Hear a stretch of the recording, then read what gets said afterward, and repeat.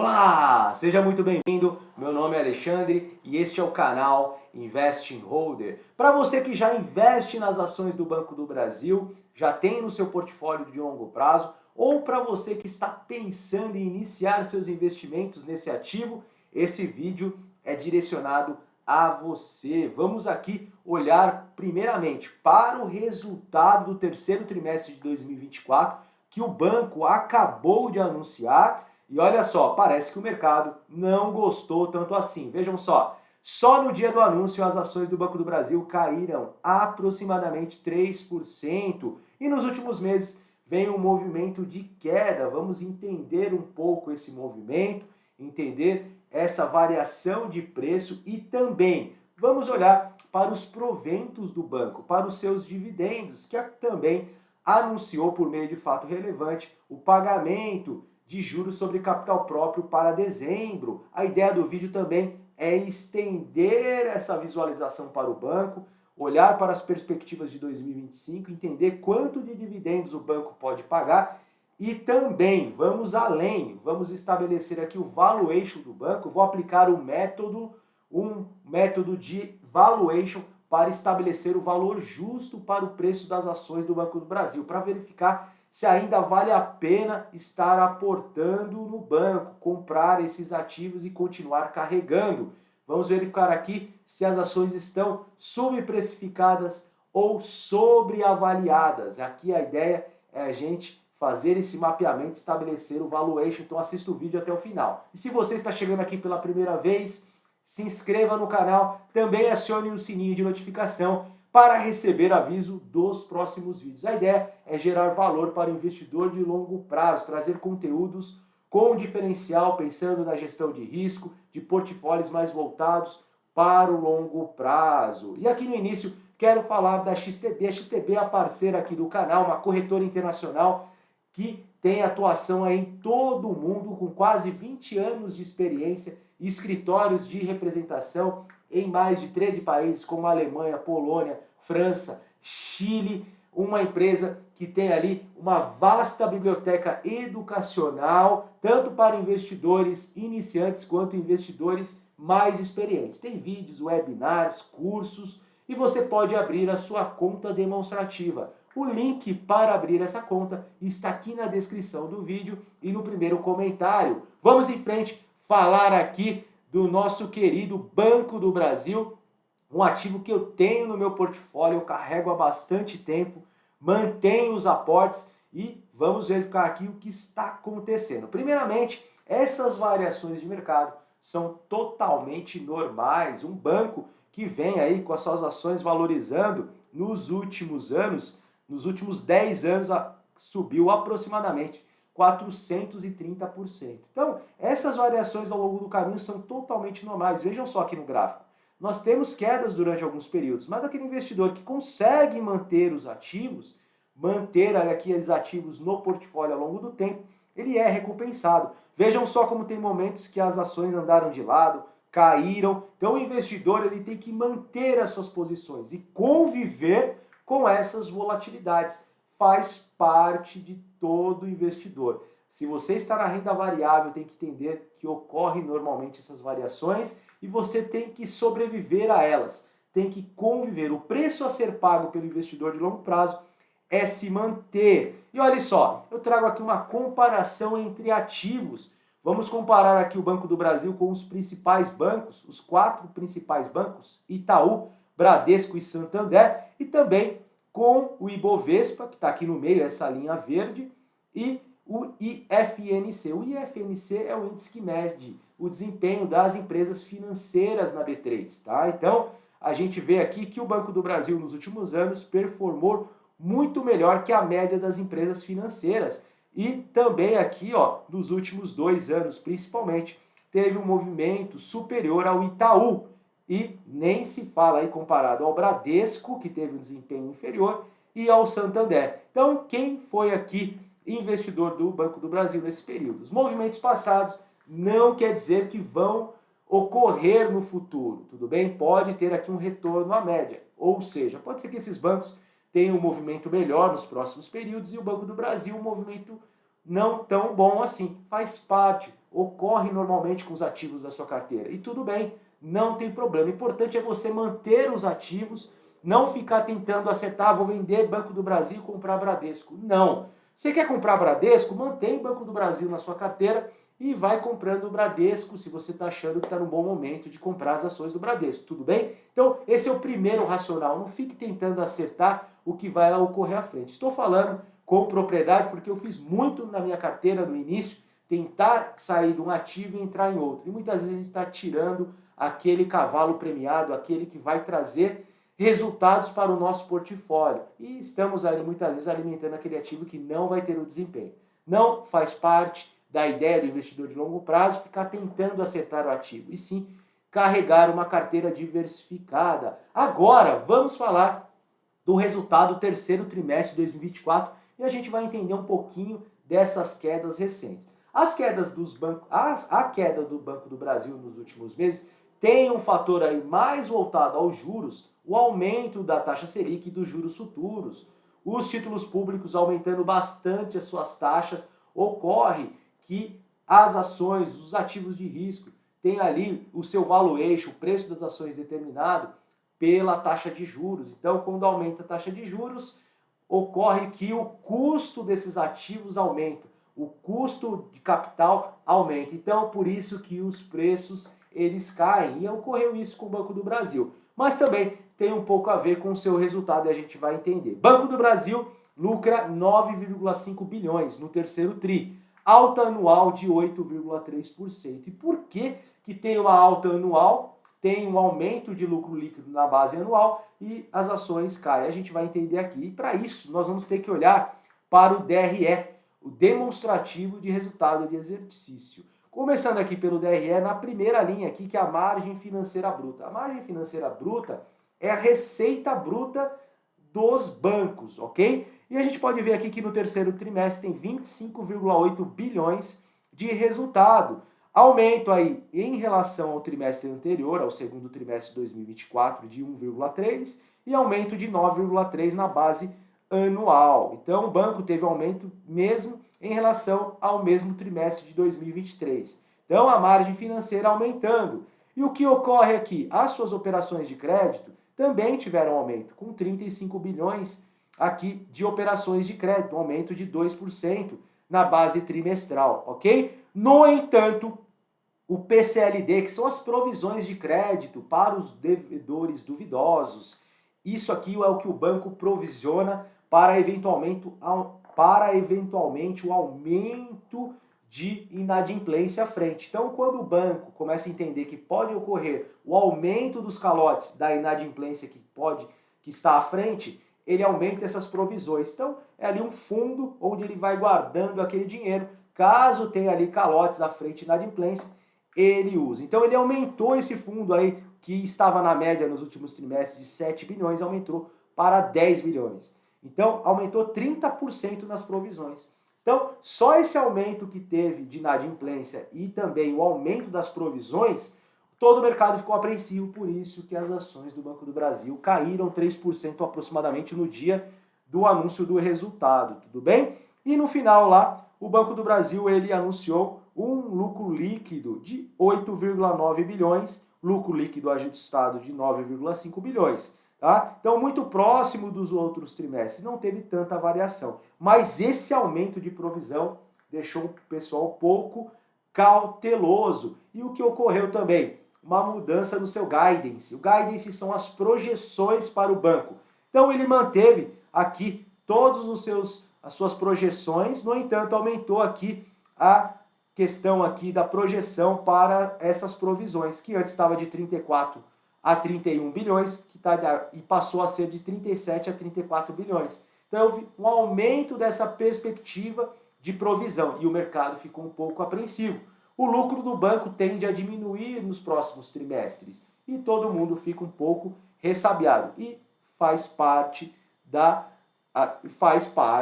dos investimentos. E aqui a gente pode ter uma noção aqui do lucro versus cotações ao longo do tempo, desde 2009. Então, a linha em verde aqui é o lucro líquido e a linha cinza aqui é a cotação.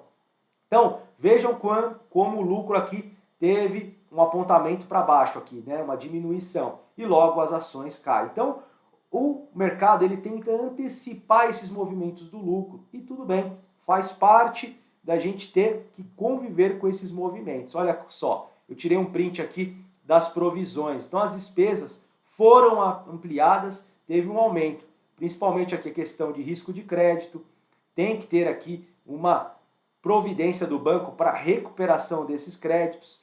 Então, as perdas por imparidade, descontos concedidos. Então, essa questão da base ampliada teve que ampliar essas provisões, é o que deixou o mercado um pouco ressabiado.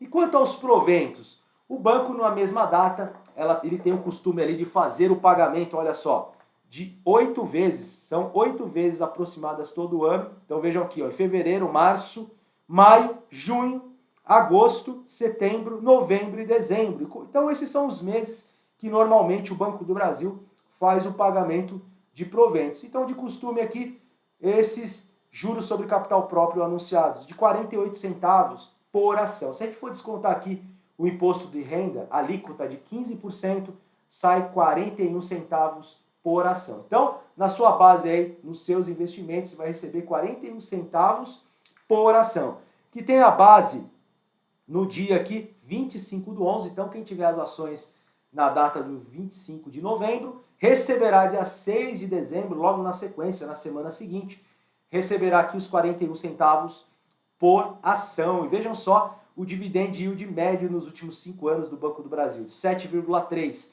Está com um dividendo atual de 9,6%. Então essas quedas, principalmente, dá possibilidade de aporte e travar uma renda passiva maior. Se os dividendos do Banco do Brasil não se alterarem tanto assim, e é um banco que está mostrando ali a sua política séria de pagamento de proventos. Vejam a relação preço sobre lucro. Podemos determinar o valuation do banco tanto por múltiplos fundamentalistas, o que a maior parte dos analistas fazem, dos youtubers fazem, olhar para os valuation por indicadores, e o PL, razão preço sobre lucro, é um indicador que está aproximadamente 5 vezes o lucro. A sua média histórica é de 6,3, então está sendo negociado abaixo da sua média histórica, tudo bem? Comparando aqui com outros bancos, vejam só, Banco do Brasil tem um PL menor que Itaú, que BTG Pactual, Bradesco e o Santander, tá? Então, é um banco que tem o seu PL menor, tem a relação também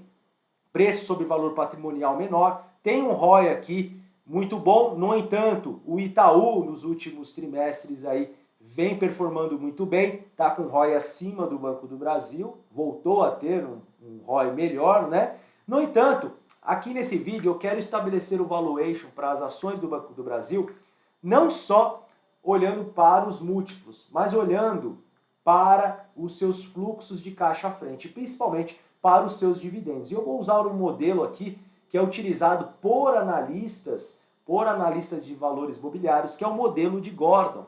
Esse modelo de Gordon é uma fórmula para estabelecer o preço, o valor justo das ações, considerando os dividendos que serão pagos à frente. Vamos considerar também uma taxa de desconto, uma taxa de custo de capital para o Banco do Brasil e também uma taxa de crescimento. Vocês vão entender, e é bem simples aqui. Mas esse método eu só posso utilizar para empresas de crescimento estável, ou seja, aquelas empresas mais maduras que já passaram por um ciclo de crescimento, são empresas mais maduras, que é o caso do Banco do Brasil. Você não pode pegar uma empresa de crescimento, aquela empresa que está numa fase inicial, e tentar aplicar esse modelo, porque não vai funcionar. É para aquela empresa que já tem os proventos pagos mais regularmente, uma empresa que já tem um market share, já está estabelecida, tudo bem? E tem uma política de pagamento de dividendos mais adequada, e uma taxa de crescimento meio que previsível. E o Banco do Brasil ele tem todas essas características, tudo bem? Então os pontos negativos do modelo de Gordon é você buscar empresas de crescimento e que não tem garantia de pagamento de proventos. Não vai dar certo. Falado isso, qual que é o modelo de Gordon?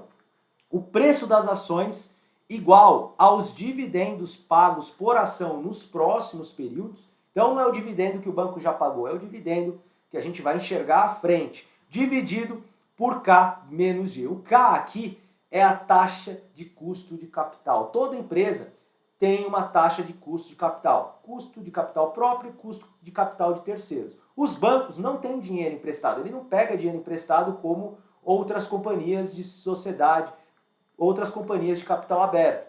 Ele tem só seu capital próprio. Então, ele tem o seu custo de capital próprio menos a taxa de crescimento, que é o que a gente vai ver agora. Então, primeiramente, vamos calcular os dividendos à frente, por isso que a gente vai olhar aqui para os dividendos do Banco do Brasil. Conforme seu guidance que vimos lá no início, a perspectiva de lucro para o próximo ano é de 37 para esse ano, né? A gente pegando aqui aproximadamente também para 2025, uma perspectiva de 37 bilhões de lucro. Então, se o banco chegar aí a 37, estamos sendo conservadores, 37 bilhões de lucro líquido, e considerarmos o seu payout, que é aproximado de 45%, o payout é o percentual desse lucro que é pago por proventos. Ele vai pagar de dividendos 16,6 bilhões no próximo ano. Se eu dividir pelo número de ações em circulações, tem 5,7 bilhões de ações em circulação. Chegaríamos a um dividendo aqui de R$ 2,91 por ação durante todo o ano de 2025. Então, esse é o D1. E agora, vamos para o custo de capital, que a gente chama também de taxa de desconto. Aqui nós temos o modelo KPM para estabelecer essa taxa de desconto, que é a taxa livre de risco, é a taxa Selic aproximadamente, mais o beta. O beta é o índice que mede a variação do preço dos ativos e é de 0,67. As ações aqui do Banco do Brasil, vejam que eu coloquei uma taxa livre de risco um pouco maior que a gente tem atual da Selic, porque estamos olhando um pouco à frente uma taxa Selic de 12%, aumentando ela um pouco. E é isso que o mercado faz quando a perspectiva de juros tende a aumentar no futuro, tudo bem? Pegando aqui também um prêmio de risco para as ações, aqui a gente tirando a taxa livre de risco, menos, a gente pegando aqui a taxa de retorno do mercado, menos uma taxa livre de risco, nós temos o prêmio de risco. Esse prêmio de risco eu utilizo aqui 4,5%. De onde vem esse 4,5%? Eu peguei aqui, então eu peguei esse 4,5% do site do Asafi da Moderan, que é um dos maiores analistas do mundo. Ele que faz aí as maiores análises fundamentalistas, então é muito conhecido mundialmente. E a gente chega aqui a um custo de capital de 15% aproximadamente. Então toda essa conta aqui, o custo de capital do Banco do Brasil é 15%. Fui fazer pesquisa também no site, fui fazer uma pesquisa também no site Alpha Spread, que é um site conhecido, que faz análises e aplica ali, estabelece alguns conceitos de valuation para principalmente fluxo de caixa livre, descontado, e a gente vê aqui que o custo de patrimônio líquido do Banco do Brasil é de 15,5%. Então, meu cálculo aqui está aproximado, não está nada absurdo. Então, vamos considerar aqui os nossos 15%. E a taxa de crescimento? Como vamos olhar a taxa de crescimento à frente? Temos que ter muita cautela com relação à taxa de crescimento. Eu não posso estabelecer uma taxa de crescimento para o Banco do Brasil muito alta, porque pode fugir da realidade. Temos que ser bem conservadores. Se a gente pegar aqui a fórmula de taxa de crescimento, é 1 menos payout mais o ROI. Se a gente for olhar aqui para o ROI do Banco do Brasil e tirar o payout, vamos chegar aqui a uma taxa de crescimento de 8%. Então esses dividendos podem crescer 8% nos próximos anos, ok? É claro que a gente tem que ser até um pouco mais conservador para não chegar num valuation muito equivocado. E o modelo de Gordon agora, aplicando todo essas premissas que a gente chegou, dividindo 2,90 aqui pela taxa de desconto menos a taxa de crescimento, a gente chega aqui a um valor justo para as ações do Banco do Brasil de R$ 38,35. Pegamos o valor atual, que é de R$ 25 aproximadamente, tem um upside, uma possibilidade de upside de 51%. Vejam só a possibilidade. Então as ações do Banco do Brasil, conforme o meu modelo que eu apliquei, é claro, é só a minha opinião, temos aí outros analistas fazendo essa análise e estabelecendo esse valuation de forma diferente. Dá uma possibilidade de upside aqui de 51%, ok? Mas muita cautela aqui, não é uma recomendação de compra, estou só a gente juntos aqui aprendendo como estabelecer o valuation. Agora, Se eu pegar uma taxa de crescimento menor, vamos jogar uma taxa de crescimento de 5%, e aumentarmos os juros, se os juros futuros continuar aumentando, a Selic aumentar, o seu custo de capital também vai aumentar. Vamos jogar aqui para 16%. Olha só onde cai o preço, valor justo para as ações, quase que o preço de mercado atual, que eu acho que é isso que o mercado está fazendo, tá? Aumentando a possibilidade de taxa Selic e acreditando que os lucros, consequentemente os dividendos do Banco do Brasil, não vão subir tanto, um cenário mais pessimista. Agora, se os juros caírem um pouco à frente, tendo ali a possibilidade de manter uma taxa de crescimento, a gente tem possibilidade de um upside muito interessante no Banco do Brasil. Tudo bem? Também tem um modelo de estabelecimento de valores, vou falar bem rápido agora no final, que é o modelo de fluxo de caixa livre. A gente pode estabelecer, e no site aqui, o Alpha Spread, vou deixar o link aqui na descrição também, é um site que eu utilizo para fazer algumas consultas. Você tem algumas previsões para as suas ações, desde as mais pessimistas para mais moderadas e também mais otimistas. Vejam só como pode subir aqui também 85% e para R$ 47.